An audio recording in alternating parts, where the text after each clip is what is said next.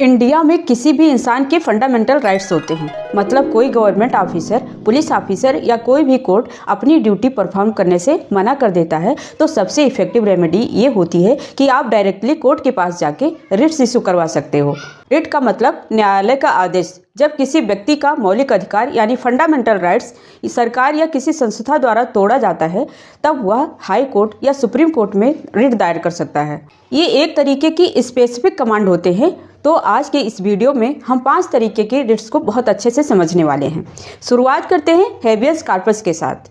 इसमें अगर किसी भी इंसान को इलीगली डिटेन किया गया है या पुलिस बिना कोई रीजन बताते हुए किसी इंसान को अपनी कस्टडी में ले लेती है तब काम आता है रिट ऑफ हेबियस कॉर्पस, जिसका सिंपल मतलब होता है किसी व्यक्ति को गलत तरीके से हिरासत में रखा गया है तो उसे तुरंत कोर्ट के सामने पेश किया जाए।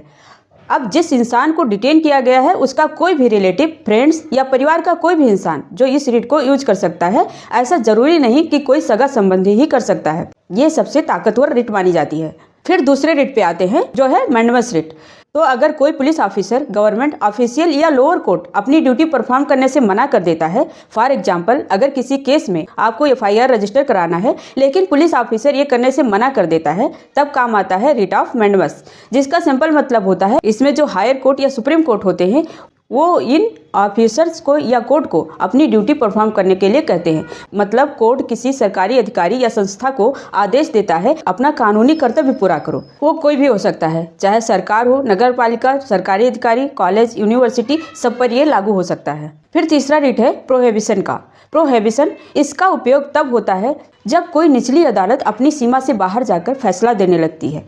यानी सुप्रीम कोर्ट या हाई कोर्ट निचली अदालत को कहता है कि तुम ये केस नहीं सुन सकते, रुक जाओ, इस केस को आगे मत सुनो, ये तुम्हारे बस की बात नहीं है। लेकिन अगर कोई कोर्ट या ट्राइब्यूनल लिमिट क्रॉस करते हुए उस केस को सुनना स्टार्ट कर देता है और डिसीजन भी दे देता है और डिसीजन देते वक्त वो नेचुरल जस्टिस के प्रिंसिपल को फॉलो नहीं करता या फिर अपनी पावर का मिसयूज करता है तो करेक्शन करने के लिए काम आता है रिट ऑफ सर्चुरारी, जिसका मतलब होता है टू बी सर्टिफाइड।